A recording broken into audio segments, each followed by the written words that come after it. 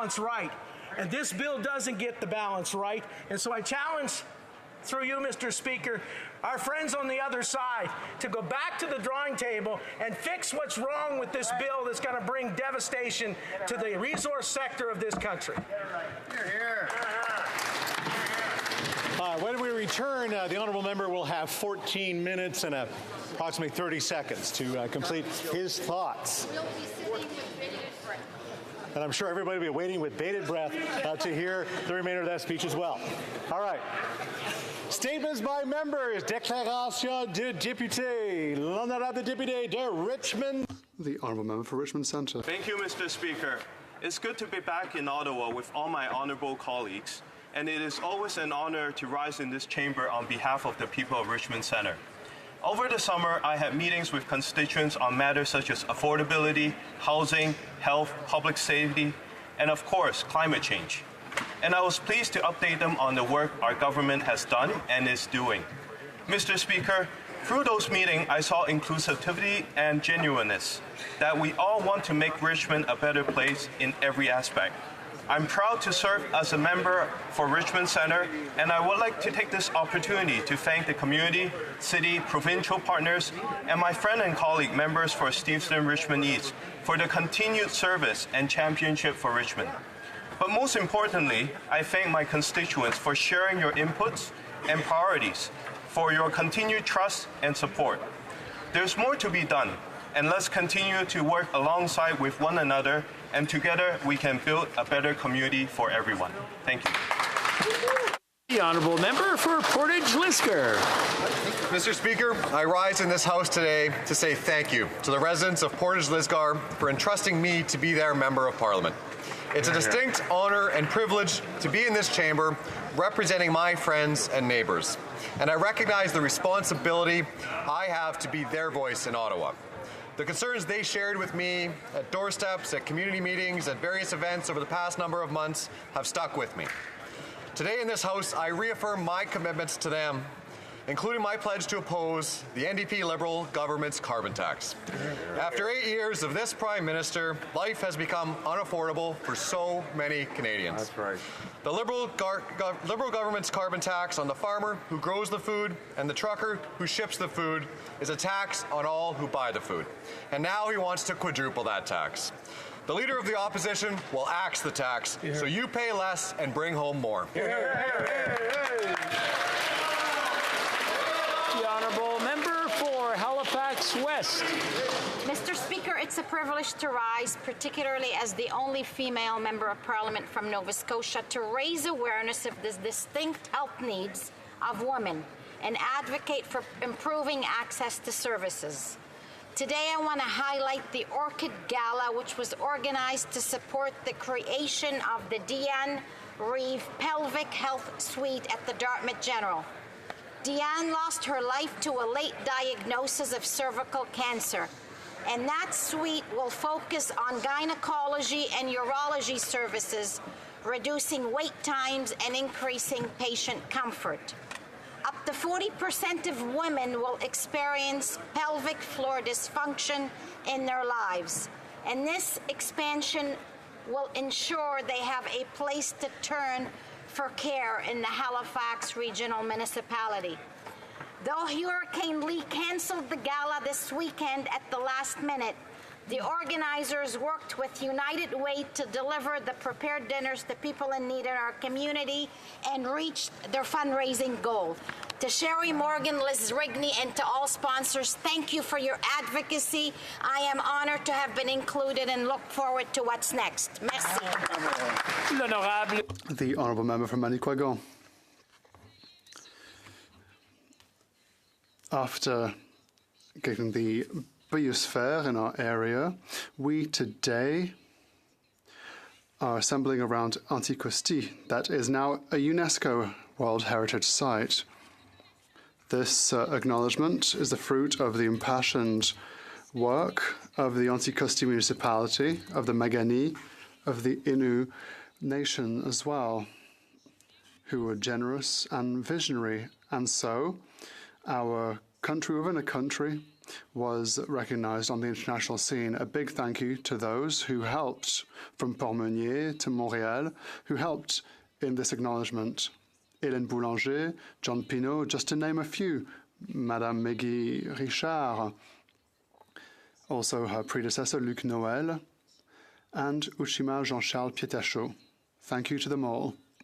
This is an emotional moment because we love the island of Anticosti, its beauty, its history, and its many, many deer.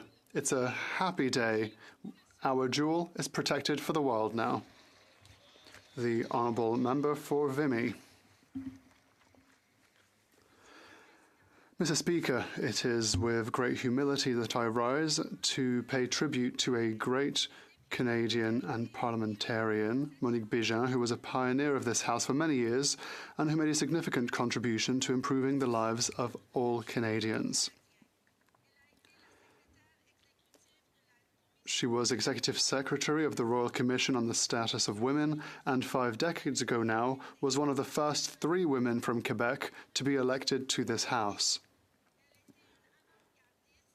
She was a pioneer in the advancement of women as an academic and teacher who worked to create opportunities for women and always defended our universal healthcare system. She should be an inspiration to all girls, all women, and all Canadians, as well as to other women members like myself who have the privilege of serving their country in this House. Thank you, Mr. Speaker. The Honourable Member for Oxford.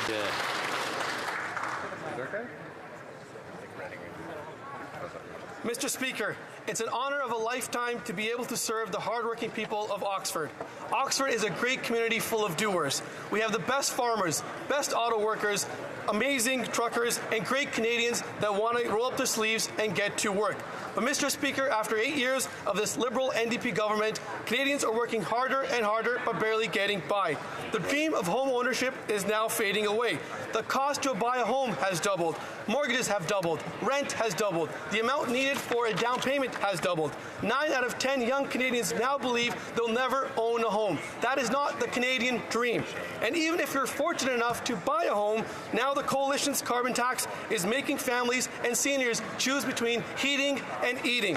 So who will pay the cost of the Liberal NDP government? That's right, we all will. The Liberal NDP government is not worth the cost. Thank you, Mr. Speaker. The Honourable Member for Humber River Black Creek. Thank you very much, Mr. Speaker. Today I would like to acknowledge Mr. Jimmy Lai, a 75-year-old UK citizen imprisoned in Hong Kong.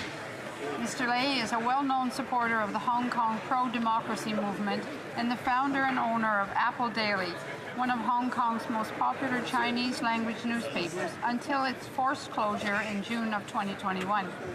Since 2020, Mr. Lai has been imprisoned in Hong Kong for exercising his right to freedom of expression and peaceful protest, his advocacy for democracy in Hong Kong, and his journalism and writings. He is currently awaiting trial under the controversial national security law and sedition laws in relation to various Apple Daily publications and is at risk of facing life imprisonment. No person should be prosecuted for standing up in defense of universal human rights, freedoms, and democracy. I stand in solidarity with Jimmy Lai and call for his immediate and unconditional release. Thank you, Mr. Speaker. The Honourable Member for Toronto Danforth. Listen up, everyone. I would like to share with you the wisdom of Nodin Outen Joseph, a graduate from Kapapa Matru Kwe Wandering Spirit School in my community, who is a national winner of Your Voice is Power competition for his work on coding to make music. He stated about his work that it represents a need for the voices of Black and Indigenous peoples to be listened to by those in positions of privilege and power. So listen up. About his experience, he said, as I crafted the elements of my song, I learned that in the act of responsibly interweaving Indigenous language into music, the music itself becomes a vehicle for activism and an intrinsic creator of equity. And about his music, he says that it includes a profound power found in diversity, as well as a desire for the destruction of colonial structures and worldviews, destruction that doesn't end in death, but ends in rebirth. Congratulations, Nodin. Thank you for your strong voice and power. The honourable member for Calgary Heritage. Hi. I proudly rise today, Mr. Speaker, as the newest member of Calgary Heritage. My deepest thanks goes to my family, friends, and volunteers whose shoulders I stand on. Most importantly, my gratitude is with the great people of Calgary, for whom I will never forget the core mission: to serve you, to fight for you, and to restore the promise of Canada for you. The carbon tax is an attack on our way of life. It's an attack on the many Calgarians I met wondering how they're going to put food on the table. The very prosperity they need rests with our energy sector. Yet the very tax crushing them comes from right across the aisle. To all the friends back home, I have a message. Hope is on the way. We will axe the tax. We will get our resources and ingenuity to market. We will replace woke nonsense with common sense. And we will restore the promise of Canada by firing this Prime Minister and hiring our Conservative leader to bring it home. Thank you very much. Honourable member for Oakville North Burlington. Mr. Speaker, I just wish people would realize that anything is possible if you try. Dreams are made possible if you try. Terry Fox asked us to carry on when he was unable to complete his Marathon of Hope for Cancer Research. This past Sunday in Oakville, I joined about 1,200 people, including Team Canada sledge hockey champion and gold medalist Tyler McGregor, to take part in the 43rd annual Terry Fox Run. Tyler lost his leg to the same cancer as Terry, but he was given an 80% chance of survival. He's living proof that Terry Fox-funded research dollars make all the difference. Wow. Thanks to my volunteer committee members, the town of Oakville, our top teams, Team Darrell, Team Win, Primal Athletics, Bronte Runners, to our volunteer sponsors and everyone who took part and donated to see Oakville raise $150,000 this year. Wow. Thanks to Canadians for continuing Terry's dream of a world without cancer. L'honorable député de Bellechasse. The Honourable Member for Bellechasse-les-Échemins-Lévis. Mr. Speaker, after 8 years of this government, everything's going wrong. The NDP Liberal coalition has made life impossible for too many Canadians. Groceries, housing, everything is more expensive, and the half solutions proposed by this government won't change a thing. Canadians don't need out-of-touch, insensitive politicians who simply don't care about their everyday concerns and challenges. Canadians want and need a leader who lives in the same world as they do, who is capable of empathy and understanding, Mr. Speaker, their reality. Canadians want a leader who speaks from experience, raised in modest circumstances. Our leader of the Conservative Party of Canada is that leader who has the ability to connect with his world. He rightly said, "It is not important who you know or where you come from. What's important is who you are and where you're going." This is the kind of leadership the country needs. It's a question of common sense, Mr. Speaker. The honourable member for Missionetsky, Fraser Canyon.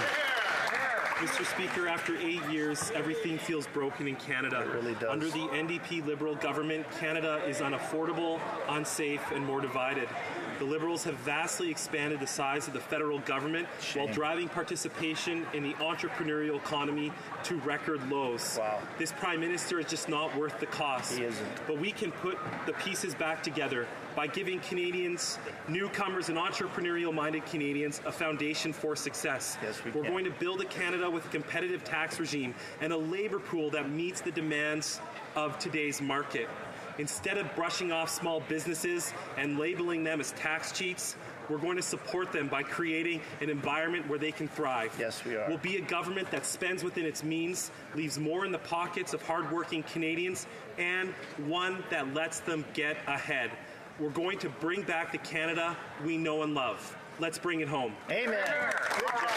L'honorable député de Glen. The Honourable Member for Glengarry Prescott Russell. Mr. Speaker, I rise in the House to recognise the remarkable people of Glengarry Prescott Russell. To honour 20 outstanding individuals that have dedicated hours upon hours to improve the communities they call home. Le bénévolat est au cœur de nos communautés. Volunteering is at the heart of our communities. Without these people, there would be no music concerts, no baseball leagues for our young people, no fundraising for social causes, monuments to the francophonie in our villages, and so on. I'd like to thank everyone who took the time to nominate these people. So Bernard Boulris, André Brisson, Elizabeth Cadell, André Chamaillard, Robert Deboyer, René Baird, Liacotte, Alain Huppé, Connie Johnson, France Lamarche, Denis Tardif, Muriel Lanty, Pierre Leroux, Don McDougall, Benoît Paré, Nicole Picard, Francis Lauzon, and François and Rachel Sigouin. A big thank you and congratulations. The honourable member for Timmins, James Bay. Well, recently I crossed a new Rubicon in 23 years of public service. I had to ask the OPP to come and answer phones at my office because we were being overwhelmed with threats of violence against me, my staff, my family. Welcome to public life in 2023, where death threats and intimidation are becoming part of the playbook of the far right. And it's not just politicians. We're seeing death threats against journalists, school board trustees, medical professionals. What's bubbling up in the conspiracy swamps of 4chan, Reddit, and X are increasingly crossing the line into real life. Call it pitchfork politics. It represents a serious threat not just to public safety, but the very nature of democracy itself. These extremists make these threats because they can get away with it. It's time to mandate the RCMP to establish a registry of online domestic extremism. They need to have the resources to identify the sources of the threat, to make contact with them, and to keep track of them in a public registry. Democracy is in a very fragile place, and we need to work together to keep people and our system working and safe. Hear, hear. The honourable member for Drummond. Mr. Speaker, Metro Media, the company that owns 16 local newspapers in addition to Metro, has gone bankrupt. The company is no longer in business. Over 70 people, including some 30 journalists, are losing their jobs, Mr. Speaker. It's another blow to the battered state of the news industry in Quebec. The closure of a local newspaper hurts in many ways. Of course, access to information is affected, which is a fundamental element of a healthy democracy. And the link that local newspapers weave in a community, its fundamental role in developing a sense of belonging for a town, a region, a neighbourhood, that's what it's all about too, Mr. Speaker. As well as the diversity of information, the on-the-ground perspective that local news offers, 16 local newspapers are closing their doors, which is appalling for our communities, appalling for journalists, for information, and for democracy. Mr. Speaker, we need to do more to preserve our local media outlets, and it is clear that what is on the table at the moment is not enough. Thank you. The honourable member for Kelowna Lake Country. Speaker, does inflation cost everyone? Most young people feel they'll never own a home. Rent has doubled, the Liberal NDP inflationary deficits are driving up interest rates, and families can't afford their mortgage. Mortgage payments on a typical home are up 151% since this Prime Minister took office. The Prime Minister just said on young people affording a home, quote, that loss of hope and optimism is devastating on people's morale. Of course they're going to grumble at government. Grumble? No wonder young people's morale is down when a National Bank of Canada's report says it now takes 37 years to save for a house in Vancouver. Former Liberal Finance Minister John Manley said the Liberals' deficits press on the inflationary gas pedal, which forces the Bank of Canada to press harder on the brakes with higher interest rates. And who will pay the cost of the Liberal NDP runaway inflation, which spiked at 4% today? We all will. This Prime Minister is just not worth the cost. Hear, hear. The honourable member for Lac Saint Louis. The game of hockey has lost a true stalwart. Brian O'Neill served 52 years with the National Hockey League, nearly all of those as executive vice president. Hired by Clarence Campbell in 1966, he oversaw the 1967 expansion, supervised the draft, managed scheduling, and was the league's disciplinarian. During his tenure, 6,595 players played in the NHL in a total of 52,092 games. In 1994, he was inducted into the Hockey Hall of Fame in the Builders category. Brian O'Neill's leadership was rooted in his integrity, humanity, and good humor. To quote NHL historian Dave Stubbs, he was as honest as a rink is long and as playful as a game of shinny. Commissioner Gary Bettman has spoken of Brian's elegance, grace, dignity, meticulous attention to detail, and important counsel. To Brian's wife of 68 years, Jean, and children Sean, Darcy, Nancy, Patrick, and Sandy, we offer our condolences.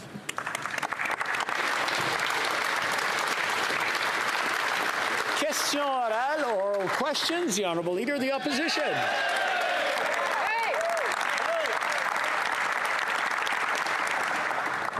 L'inflation qui accède.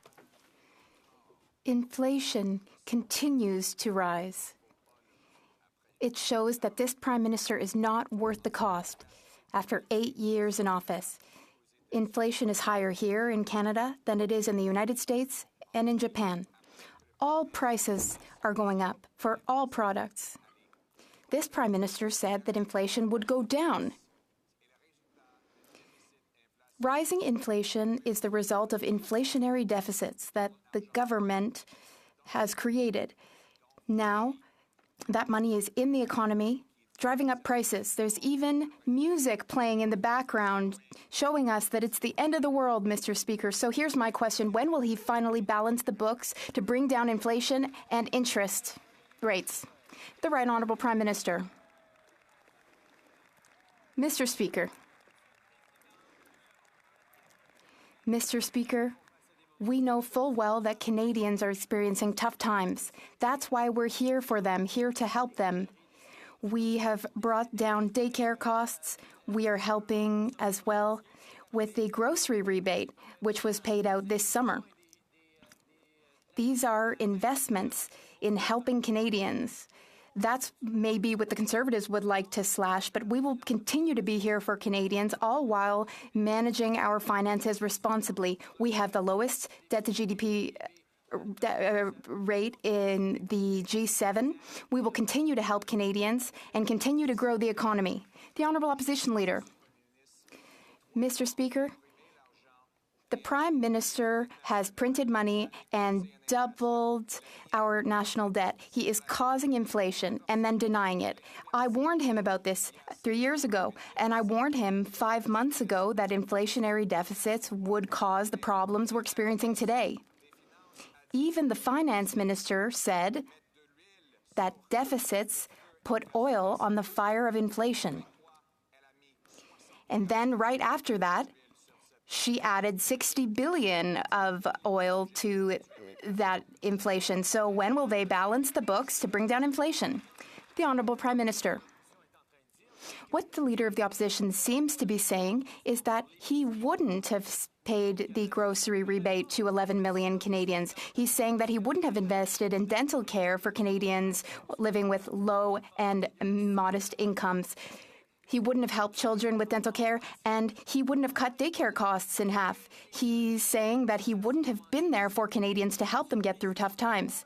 But us, Mr. Speaker, we are there for Canadians, all while managing the deficit and public finances responsibly. We want to bring inflation down, yes? The Honourable Leader of the Opposition.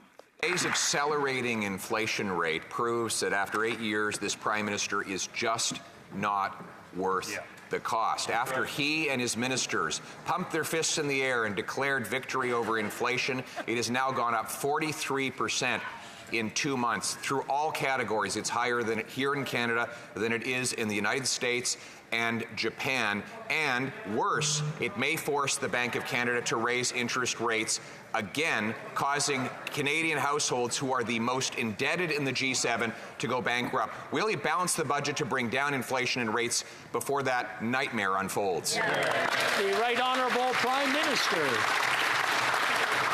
Over the past year, we've demonstrated that we were able to bring down inflation from the highs of 8.1%, while at the same time being there to invest in Canadians. What the Leader of the Opposition is saying is he wouldn't have been there to help 11 million Canadians with the grocery rebate. He wouldn't have been there to help Canadians with dental care for kids whose families can't send them to the dentist. He certainly wouldn't have been there to cut childcare fees in half right across the country on the way to $10 a day. Those are measures, Mr. Speaker, that have helped Canadians while maintaining fiscal responsibility and seeing inflation. The Honourable Leader of the Opposition. Doubling the debt on Canadians is not fiscal responsibility, and forcing Canadians to live in tents is not compassion, Mr. Speaker. That is the reality.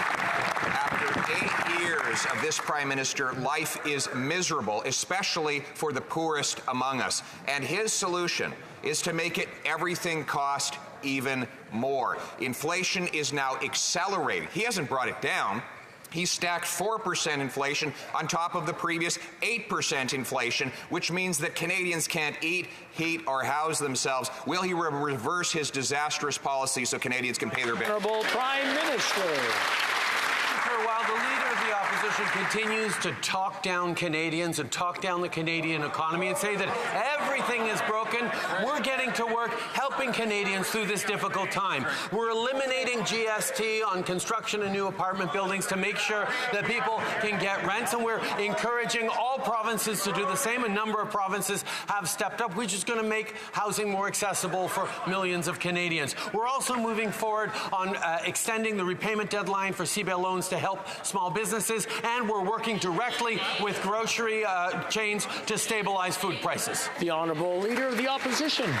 One of the ways that this Prime Minister doubled housing costs was by flooding the economy with $600 billion of newly created cash, which bid up the price of homes, forced Canadians to overpay, and then many bought at rock-bottom low rates because he promised that they would never go up. His inflationary deficits pushed them up, and now 1/5 of all Canadians are actually unable to pay the interest on their mortgages. Their mortgages are growing in size. When they renew, it will be at a bigger principal at a higher rate. Yeah. How many Canadians will go bankrupt, and will we have a mortgage crisis when that happens? Yes or no? The Right Honourable Prime Minister.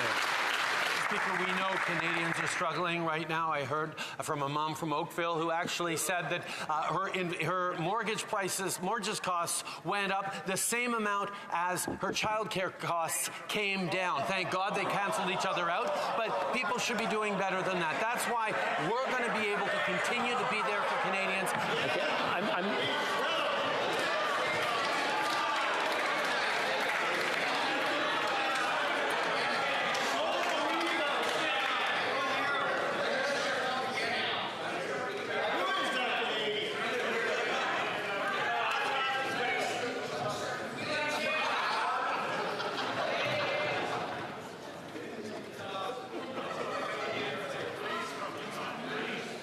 Are we ready to continue?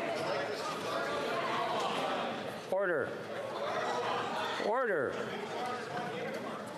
The Right Honourable Prime Minister, please continue. Mr. Speaker, every now and then the Conservatives show their true colors and react over the top, not just with rhetoric, but in attacks on things like childcare that we know they disagree with. We know they don't believe in making childcare more affordable, and every now and then they show it, Mr. Speaker. The Honourable Member for La Prairie. Mr. Speaker, in the middle of the housing crisis, $900 million earmarked for housing in Quebec is being held hostage in Ottawa's coffers. And why? Because this Prime Minister is telling us, if I can't impose conditions, then you won't get any money. Mr. Speaker, there's only one question that the Prime Minister should be asking Quebec, which is, to which bank account should I transfer the funds? That's it. It's simple. We're in a crisis, and the Prime Minister is delaying $900 million worth of housing starts. So I make an appeal to his sense of duty and responsibility. Will he finally release the money? The Right Honourable Prime Minister. Mr. Speaker, of course we know that we all have a responsibility in dealing with the housing crisis. The federal government has a role. The provinces and municipalities also have important roles to play. We have a $400 billion plan to encourage municipalities to accelerate housing starts across the country. And currently, we are working with the government of Quebec in order to ensure that we can get that money to municipalities in the best way, in the most effective way to get housing built across the country. The Honourable Member for La Prairie. Mr. Speaker, it's very hard to understand why this hasn't already been fixed. Because apart from Quebecers who are struggling to find housing, nobody, and I mean nobody, needs good news on housing as much as this Prime Minister does. Everyone would benefit from good news on housing, starting with him. He has $900 million worth of good news in between his hands, and yet he's the one who is delaying things. So, Mr. Speaker, what is he waiting for to get the money out the door and finally give some good news to Quebecers?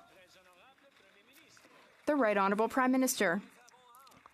Indeed, Mr. Speaker, We look forward to giving the $900 million to municipalities across Quebec, but you know as well as I do, Mr. Speaker, that we need to work with the government of Quebec to ensure that this money is paid out in the right way, in the appropriate way to municipalities. So we are working in good faith, but I can tell you that this $900 million is there for Quebec's municipalities, and we are very excited to send it to them. For Burnaby South. Canadians have been struggling with food prices for almost 2 years now, and here's the classic Liberal response. They asked the CEOs of the big grocery stores to come to Ottawa to nicely ask them to stabilize the prices, not to bring them down, to stabilize them. All the while, they don't want you to know that they met with the grocery lobbyists over 57 times in the past 2 years. They had 57 opportunities to ask the government to lower the prices, but they didn't. So why should Canadians trust this could have, should have Prime Minister now? The Right Honourable Prime Minister. Mr. Speaker, the Minister of Industry convened the heads of the five great grocery chains across this country to talk about how we were going to stabilize grocery prices, how they were going to make life more affordable for Canadians. We are there to work with them to make sure that it happens in ways that continues to support our hardworking farmers and food producers across the country, and continues to put high-quality, affordable food on Canadians' tables from coast to coast to coast.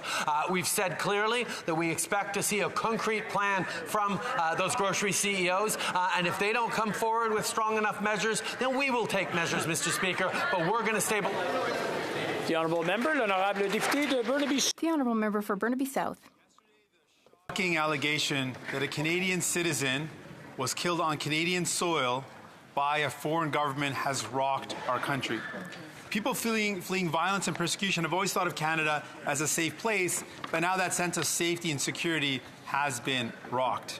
People are afraid for their lives. So my question to the Prime Minister, for people that have received credible threats of active credible threats of violence to their lives here in Canada, what is the plan to provide them with protection so they can be safe in Canada? Right Honourable Prime Minister. Mr. Speaker, millions of Canadians can trace their roots and origins to different countries in the world, some of which do not hold by the same values and rules that we do. And it's important for everyone to feel safe in Canada. That's why keeping Canadians safe is one of our absolute top priorities, why we continue to work closely with security agencies and partners and allies around the world to ensure that the rule of law is respected and citizens are kept safe. We know there is much more work to do. We will continue to stand strong for the rule of law, continue to keep Canadians. The Honourable Member for Calgary, Forest Lawn. The NDP leader just now asked why we should trust this Prime Minister. Why does he continue to trust this Prime Minister and prop him up over and over again? The Liberal NDP inflation pile drives Canadians further, up to 4% now. This Finance Minister was doing victory laps just 2 months ago, saying that she stopped inflation. It's gone up 43% since then, and after 8 years of this incompetency, they're just not worth the cost anymore. They've doubled the cost of rent and mortgages and how much it takes to save up for a down payment. When will they stop fueling inflation, press the gas on their inflationary spending so Canadians don't lose their homes? The Honourable Deputy Prime Minister. Mr. Speaker, today the Conservatives have shown their true colours. The leader of the official opposition actually bragged about his comments 3 years ago. That's when he railed against big, fat government programs. You know what those were? That was the emergency support we provided to Canadian families and to Canadian businesses to get through COVID. Thanks to those programs, we have nearly 1 million more jobs in Canada than before COVID. Our government is proud of supporting Canadians then, and we're proud. The Honourable Member for Calgary, Forest Lawn. Coming from the minister who 3 years ago said that interest rates would stay super low. Then they piled up so much debt that the interest rates went up, and now Canada is the most at risk in the G7 for a mortgage default crisis. Maybe she should take advice from the former Liberal Finance Minister John Manley that said that their deficits are like pressing the gas while the Bank of Canada is slamming on the brakes with their interest rate hikes. Not seen in the last 3 decades, these interest rate hikes. When will they stop the inflationary spending and balance the budget so interest rates can come down and Canadians don't lose their homes? The Honourable Deputy Prime Minister. Well, let me tell you, Mr. Speaker, who we do not intend to take advice from. We do not intend to take advice from the party that was going to leave Canadians high and dry when COVID shut down our economy. Instead, we supported Canadians, and that support worked. That kept businesses going. That means we have 1 million jobs more than we had before. And Mr. Speaker, we're going to continue working hard for Canadians. We have removed the GST on purpose-built rental. We're going to get more homes built faster. The honourable member for Simcoe North.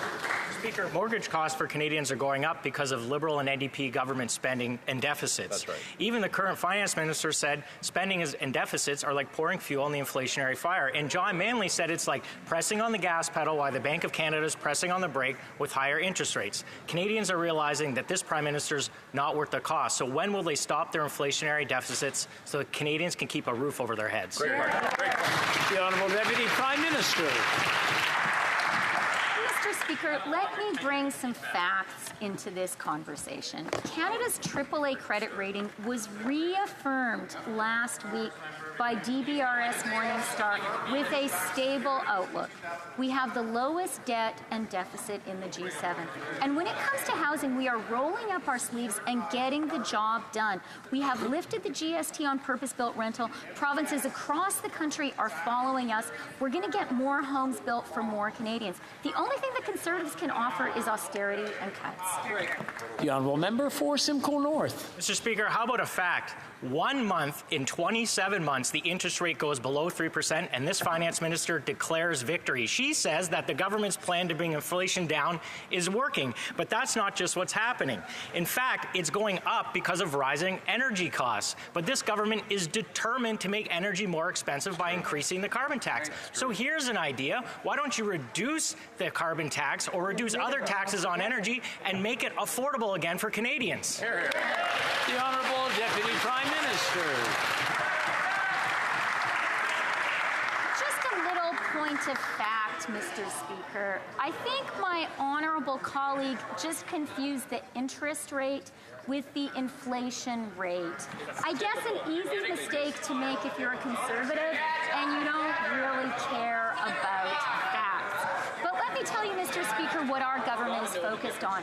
We are focused on Canadians. We're focused on fighting for Canadians. That's why, together with our industry minister, we met with the leaders of Canada's grocers yesterday, and we said, stabilize prices now, and we're going to make sure that happens. L'honorable député de Louis Saint-Laurent. Monsieur le Président, Honourable member for Louis Saint-Laurent.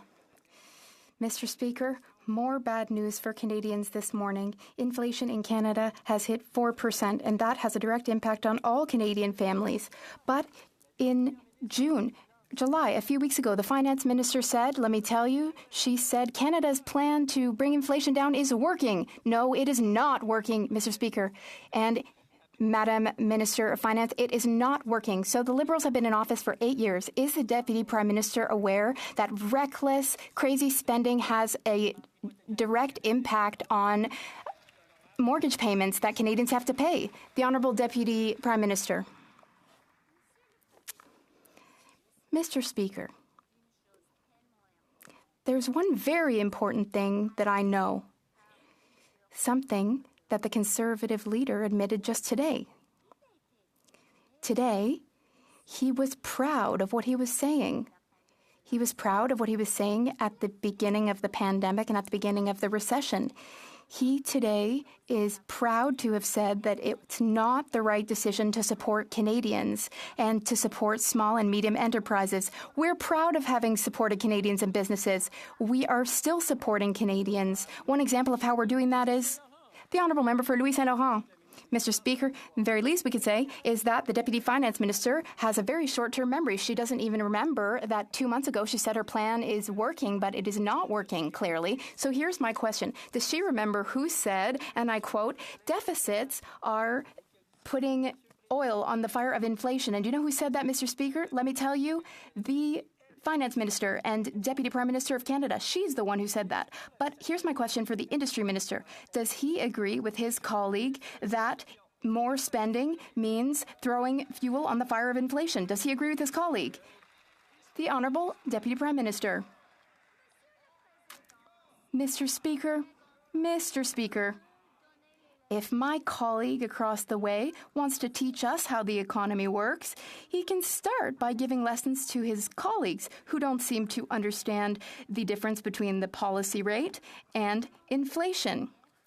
We understand full well the importance of fiscal prudence and responsibility, which is why Canada has the lowest deficits of all G7 countries. This is also why, just last week, our AAA credit rating was reconfirmed. Those are the facts, Mr. Speaker. The Honourable Member for Abitibi-Témiscamingue.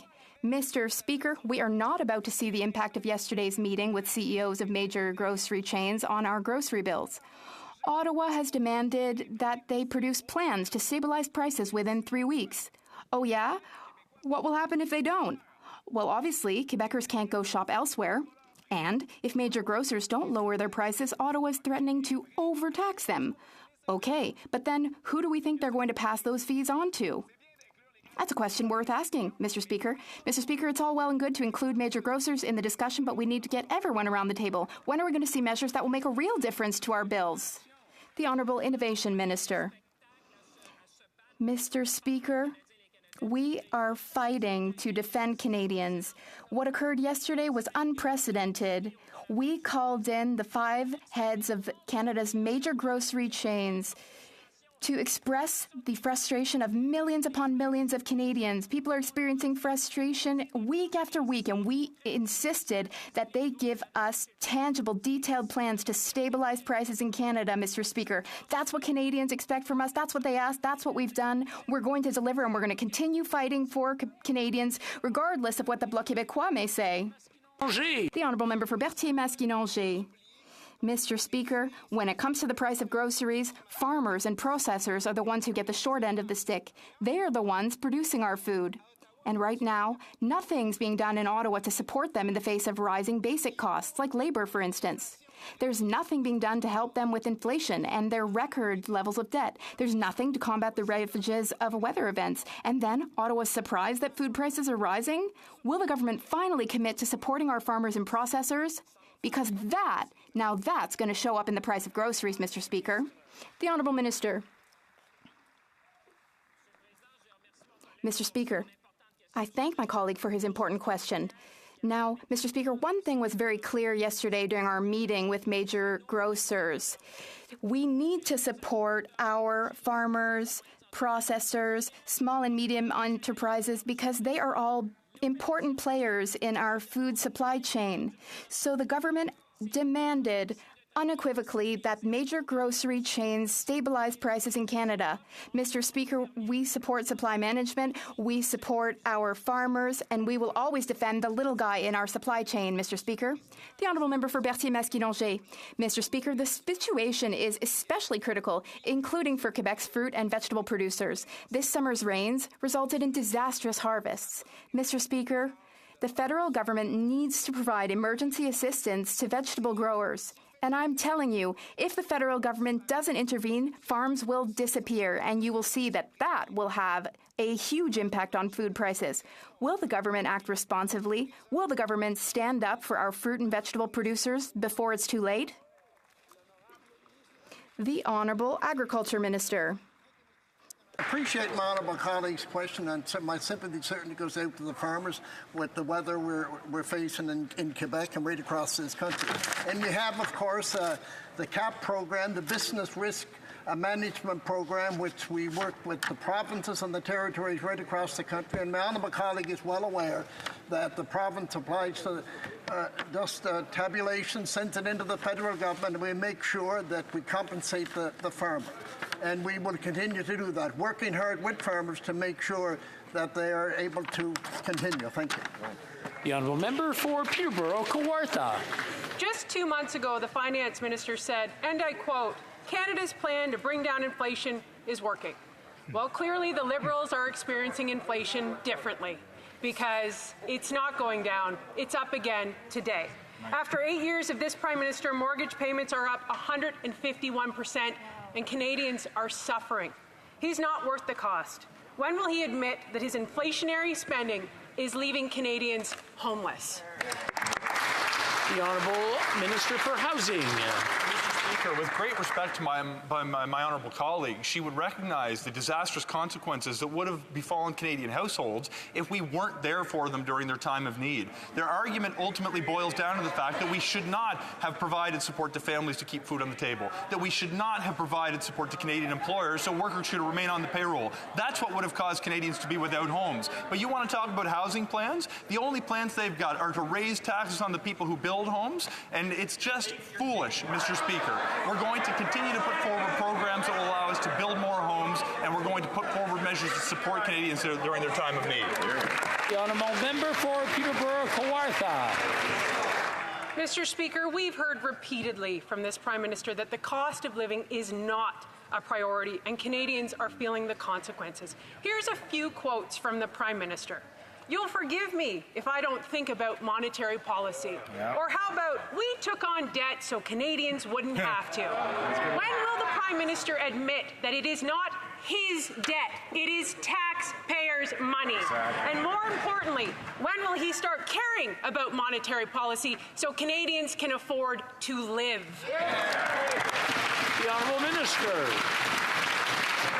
Mr. Speaker, I find it fascinating the Conservatives' newfound interest in making life more affordable for Canadians. What's funny, Mr. Speaker, is she doesn't realize that many of her colleagues voted against the Canada Child Benefit, which puts more money in the pockets of 9 out of 10 Canadian families and stops sending child care checks to millionaires. They oppose increases to old age security for seniors when they turn 75. They oppose increases to the Canada Student Loan and Canada Student Grant programs, and they oppose increases to the Canada Workers Benefit. You can't be fooled, Mr. Speaker. Their record in government was lower wages, higher unemployment. We've turned the ship around. We will be there to support Canadians in their time of need. The Honourable Member for Sarnia-Lambton.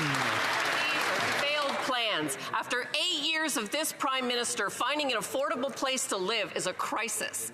Under this NDP Liberal government and their out-of-control spending, inflation and interest rates are both skyrocketing. Rents have doubled, mortgages have doubled, and people are becoming homeless.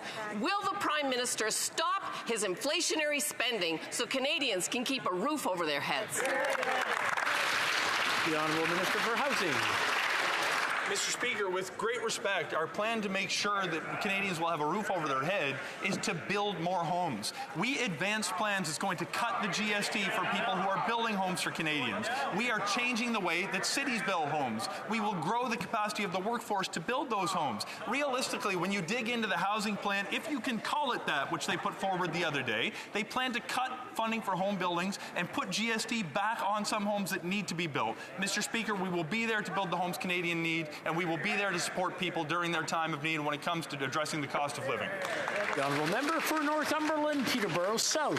Thank you. 2 months ago, the Finance Minister declared victory over inflation. However, just today, inflation went up again, over 43% since that declaration. Even former Liberal finance ministers, Bill Morneau, John Manley, all agree deficits lead to inflation.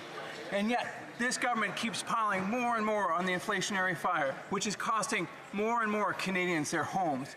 Does this Prime Minister have any plans to keep his promise to balance the budget so that Canadians can keep their homes? The Honourable Minister of Health.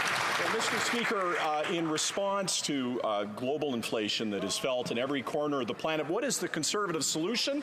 Slash support to the most vulnerable people, as if that's going to help global inflation. You know what? What is their plan on dental care?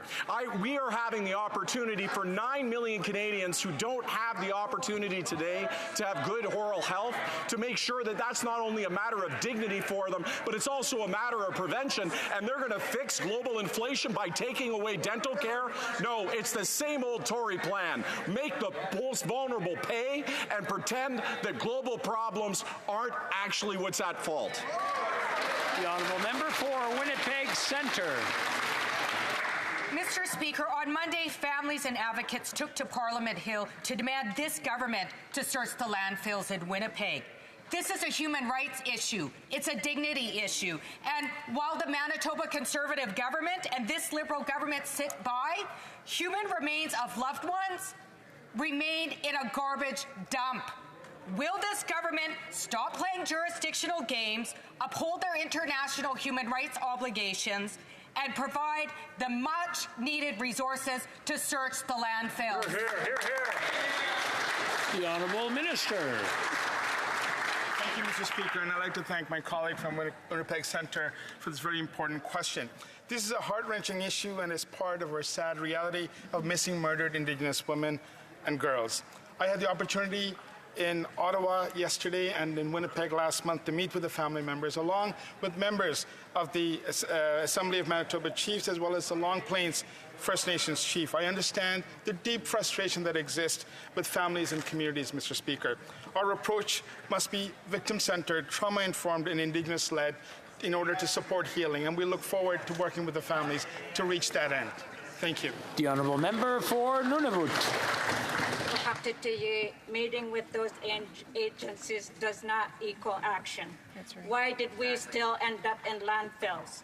This government's response to MMID WG2S plus crisis is not enough. The NDP is working with families, survivors, and advocates to push for a red dress alert. Because should we go missing, we must be found. When will this government stop stalling and implement a red dress alert system to save lives? The Honourable Minister for Crown Indigenous Relations. Thank you, Mr. Speaker, and I'd like to thank my colleague opposite for that very important question. We look forward to working with the opposition as well as all parties in order to implement the red dress alert. We know that it will save lives, and it is something so important in order to address the national tragedy of missing and murdered Indigenous women and girls, and we will continue to work in order to ensure that women are protected, Indigenous women are protected across the country. Thank you. The Honourable Member for Surrey Newton. Mr. Speaker, I commend the Minister of Labour for his leadership during the longshore workers' strike in British Columbia. Workers in Surrey Newton and across the country have been loud and clear that they support the legislation to ban the use of replacement workers. This morning, workers gathered on Parliament Hill to call for legislation as soon as possible. Can the Minister tell us if and when this government will prohibit the use of replacement workers in federally regulated industries? Minister of Labour. Mr. Speaker, the Member of Parliament from Surrey Newton can tell his constituents exactly what I told workers who gathered on Parliament Hill this morning. We will table legislation to ban replacement workers this fall. Because we believe in collective bargaining, because replacement workers distract from the table, because they prolong disputes, because they poison workplaces for years afterwards. And Mr. Speaker, I hope that all parties in this House, as they did for paid sick leave, will join us and vote unanimously to ban replacement workers. Thank you, Mr. Speaker. The Honourable Member for Foothills. 8 years of this Liberal NDP government, farmers can't afford this Prime Minister. On Friday, the Parliamentary Budget Officer said by 2030, Canadian farmers will be paying close to $1 billion in carbon taxes alone. Wow. Carbon taxes that are driving up inflation. Do you know who's paying for that inflation? Canadians. Right. Canadians are literally paying the price. The cost of apples up 61%, carrots 72%, potatoes and oranges up 77%. Will the Prime Minister axe his plans to quadruple the carbon tax so Canadians can afford to feed their families? The Honourable Minister of Agriculture. And I appreciate my honourable colleague's question, but I think my honourable colleague realised, like when Hurricane Fiona hit eastern Canada, it destroyed barns, it killed cattle, it destroyed wharves, it cost enormous amount of money. It's quite obvious that we have to do something about the environment, and we are doing something about the environment. And I know my honourable colleague is well aware the farmers stand with us to do something about the environment. Thank you, Mr. Speaker. The Honourable Member for Foothills. Well, I'm glad the new Minister of Agriculture still believes that farmers support the carbon tax. He's out for a rude awakening. Yeah. But the previous Agriculture Minister said it's not like we can pass a law that will reduce the price of food. Well, I've got great news. She was wrong. The Prime Minister can reduce the cost of food right now by axing his inflationary carbon tax, which is driving up costs on farmers, on processors, on truckers, and on Canadian consumers. Inflation is up another 4%, and a quarter of Canadian families are skipping meals because they can't afford food. How much will Canadians have to pay to feed their families when he quadruples the carbon tax? The Honourable Minister of Innovation. Mr. Speaker, we will take no lessons from these conservatives, Mr. Speaker. Canadians have heard the leader of the opposition. We advocate for crypto to Canadians. When it comes to groceries, Canadians are saying thanks, but no thanks, leader of the opposition. We know what we're doing, Mr. Speaker, and yesterday was the first steps. We call on the big groceries to be part of the solution. We express the frustration of millions of Canadians. We ask them to come with concrete plans to stabilize prices. On this side of the House and this caucus, we'll fight for Canadians, Mr. Speaker. The Honourable Member for Lévis-Lotbinière. Mr. Speaker, the Bloc Liberal Coalition to radically increase the carbon tax 2.0 fuels inflation across the country. It's a real scandal. Everything costs more because of the Liberal government and the Bloc's obsession with radically increasing the inflationary carbon tax. Mr. Speaker, will the Prime Minister and his coalition with the Bloc understand common sense and cancel their plan to radically increase their inflationary carbon tax? The Honourable Minister. Mr. Speaker, Canadians have had enough of Conservative slogans. What Canadians expect from all parliamentarians is that they take concrete action. That is exactly what we've done by holding a meeting for the first time in Canada with all of the grocery CEOs with one message, and all parliamentarians should speak with one voice. We understand the frustration of Canadians. There's a role to play. Conservatives should work with us to fight for Canadians and stabilize prices. The Honourable Member for Lévis-Lotbinière. Mr. Speaker, this government and its coalition with the Bloc wants to radically increase the cost of living for Canadians. It's expensive to vote Bloc. Your gas taxes will be sky high. Your grocery bills will be sky high. Your rent will be sky high. Mr. Speaker, will the government reject the Bloc's demand to radically increase the inflationary carbon tax at the expense of Quebecers because the Bloc blocks common sense?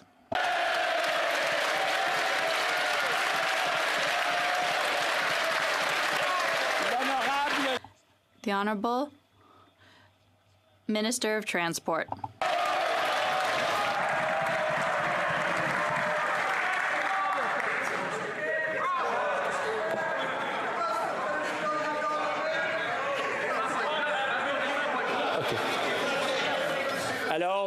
Order. Order. I know everybody is very excited to hear the answer, but I'd like everyone to calm down. The Honourable Minister of Transport. Well, Mr. Speaker, we've heard a whole block of silly things. He's talked about common sense. In 2023, not having a plan for climate change, that makes no sense. In 2023, having assault weapons in our streets, that makes no sense. In 2023, having women's rights go backward, that makes no sense. Mr. Speaker, they want us to go backward, but we're going forward. The Honourable Member for Thérèse de Blainville. Mr. Speaker, a large union demonstration took place on the Hill today to call for anti-scab legislation now. We've tabled and retabled bills to prevent the use of scabs.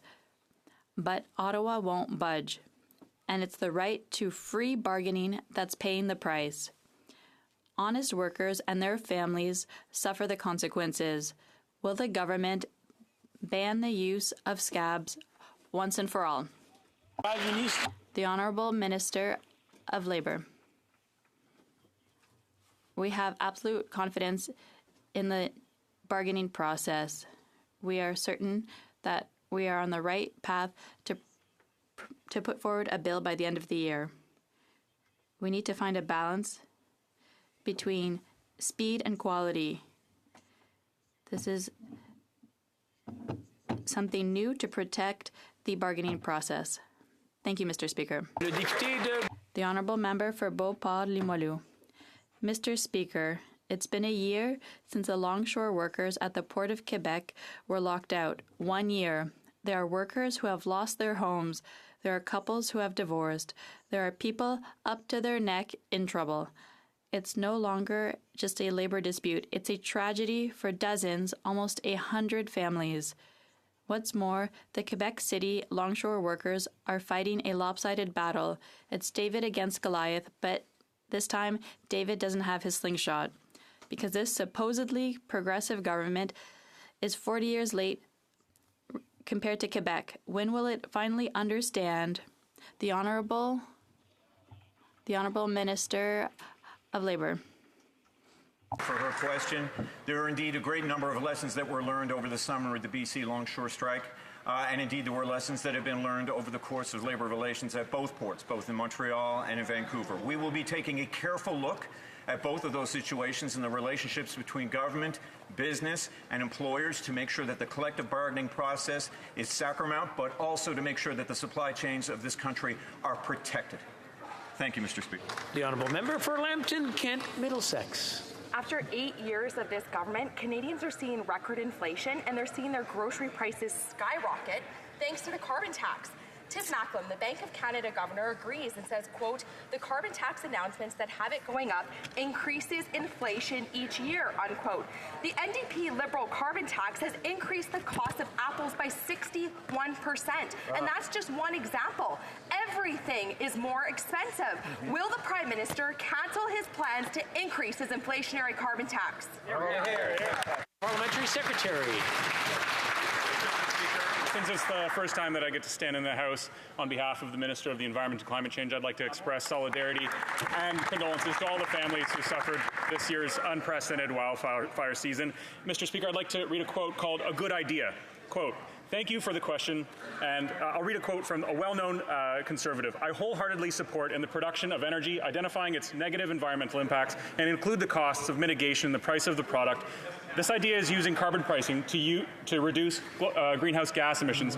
Mr. Speaker, that quote is from Preston Manning, the political mentor of the Leader of the Official Opposition. Honourable Member for Lambton, Kent, Middlesex.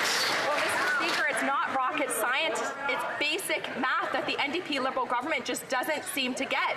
If it costs the farmer more to grow the food and costs the trucker more to ship the food, it's going to cost Canadian families more to buy the food. Yeah. And now, after 8 years of raising taxes on families, farmers, and truckers, they want to quadruple the carbon tax. This Prime Minister is not worth the cost. So when will the Prime Minister cancel his plans to increase his inflationary carbon tax? Parliamentary Secretary to the Minister of Environment.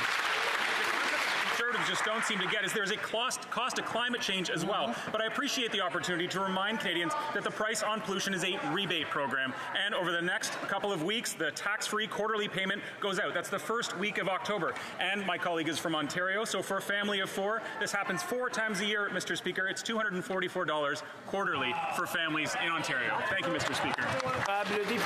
The Honourable Member for Bellechasse-Lévis-Chemin-Lévis. Mr. Speaker, the Minister of Finance said she wouldn't add fuel to the fire of inflation, and then she added $44 billion in new spending in 2023's budget, forgetting to get back to a balanced budget. The Bloc is now trying to convince Quebecers that the carbon tax doesn't apply to Quebec. But talk to our farmers who receive bills that clearly show carbon tax, Mr. Speaker. I could even table it if they agree. Everybody here understands that setting aside the carbon tax is the thing to do to help our farmers. The Honourable Deputy Prime Minister. Mr. Speaker, I am not a Quebecer or a Francophone, and clearly I'm not a Bloc MP.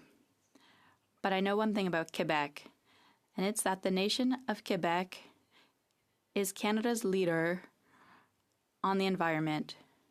It is Quebec that is a leader on climate action.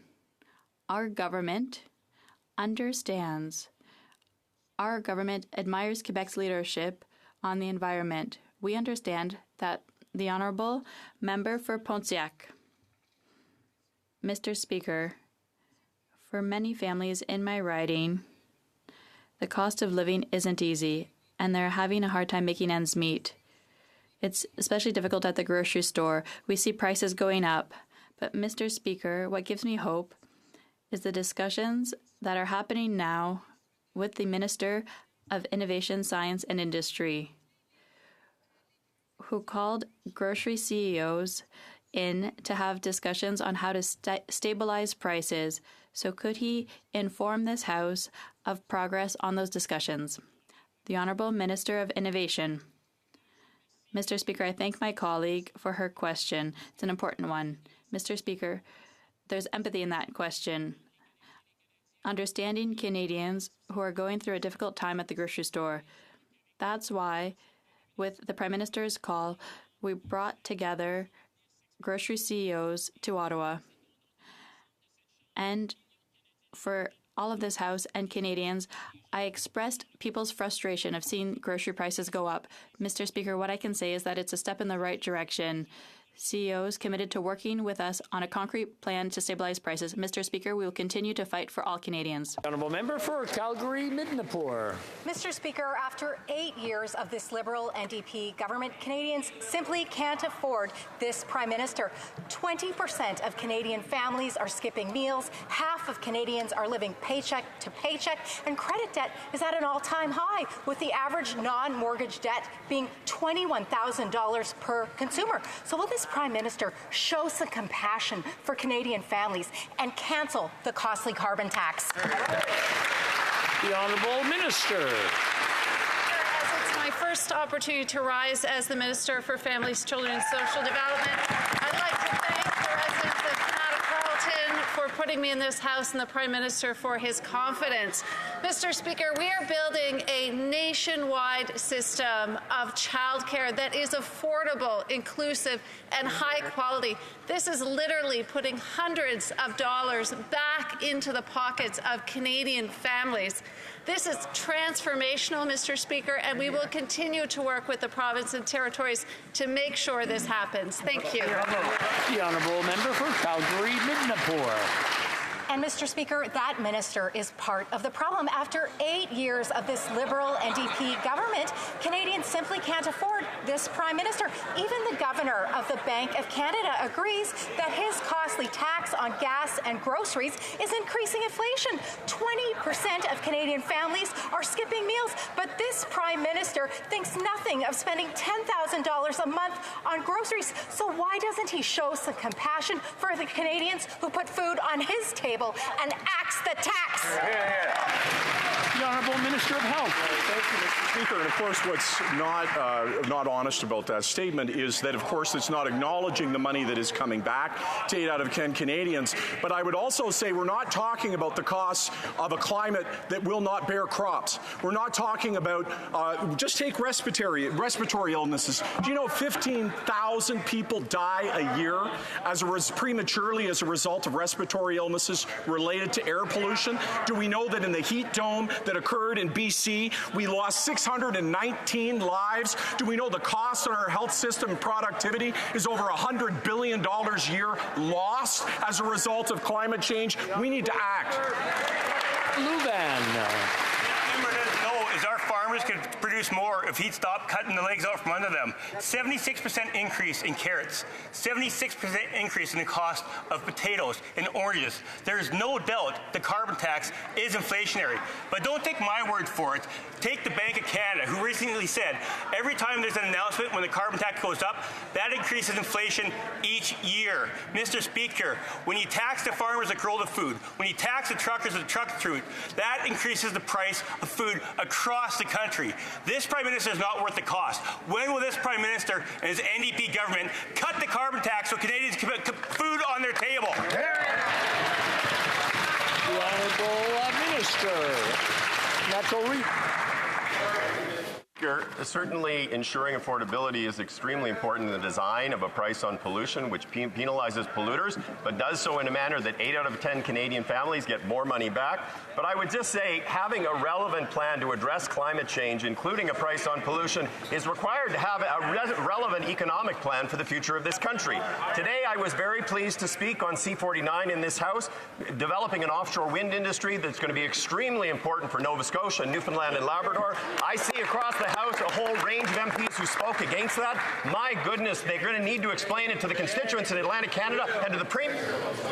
The honourable member for Vaughan Woodbridge.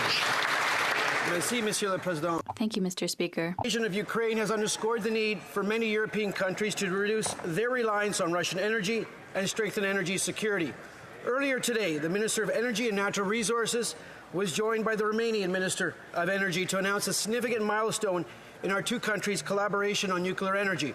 Can the Minister of Energy and Natural Resources update the House on this significant announcement? Thank you, Mr. Speaker. The Honourable Minister for Energy and Natural Resources. Thank you very much, and thank you for the question and all of the hard work with respect to nuclear energy in Ontario. Today, I was extremely pleased to announce that Canada will be making available up to $3 billion in export financing to Romania for 2 new CANDU reactors. Bravo. This will help Romania in its efforts to phase out coal, to reduce European reliance on Russian energy for Romania, for Moldova, and for Ukraine, while supporting sustainable jobs and major economic opportunities across this country. This announcement sends a clear message. Canada is a committed ally in the fight against Russian tyranny and against climate change, and is successfully building a prosperous low-carbon future. There you go. The honourable member for Churchill, Coetnert-Askey. Paying the price of a housing, a mental health, and now the climate change crisis. Yet the Liberals think that now is a good time to cut up to $7.6 billion in Indigenous services. We've seen this devastating austerity from Liberals and Conservatives in the past, cuts that will hurt Indigenous peoples, families, and communities.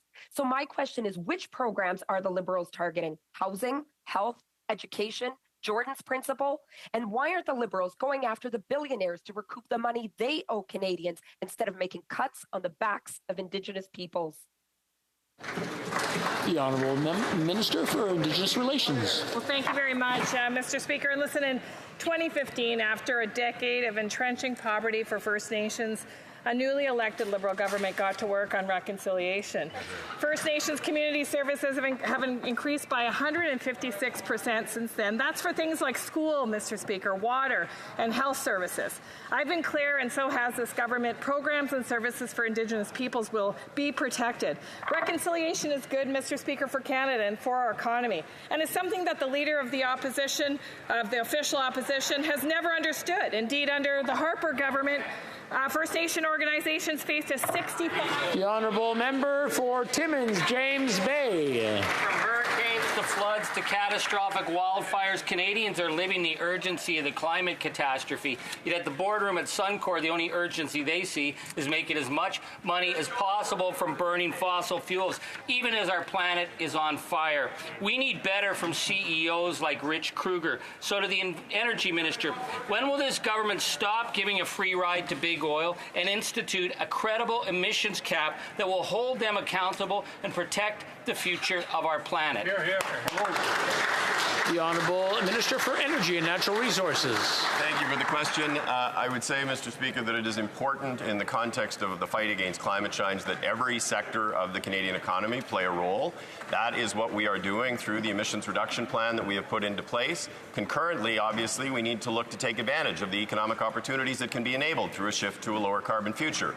Earlier this week, I was speaking at the World Petroleum Congress, and I spoke very, very clearly to the oil and gas sector about the need to decarbonize to remain relevant and competitive in a low-carbon future. And certainly, we are going to continue that conversation with all of the CEOs in the energy sector and in other sectors.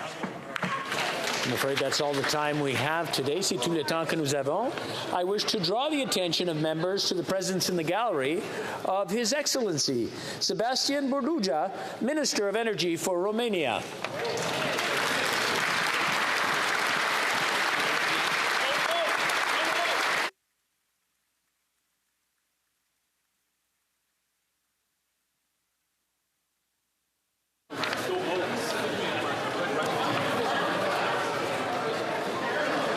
nous avons un rappel au règlement. We also have a point of order from the member for Bellechasse-les-Etchemins-Lévis.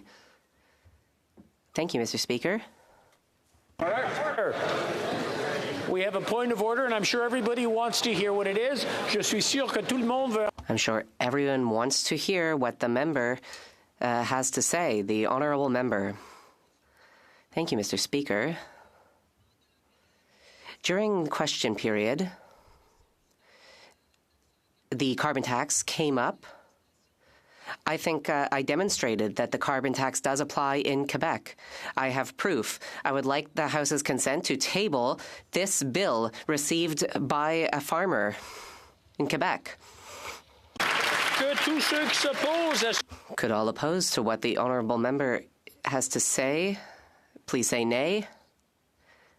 It's quite clear. All right, so... Of the day.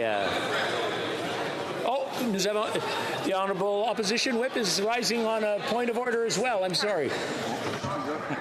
After discussions between the parties, I believe if you seek it, you will find unanimous consent for the following motion, that the membership of the Standing Committee on Procedure and House Affairs be amended as follows.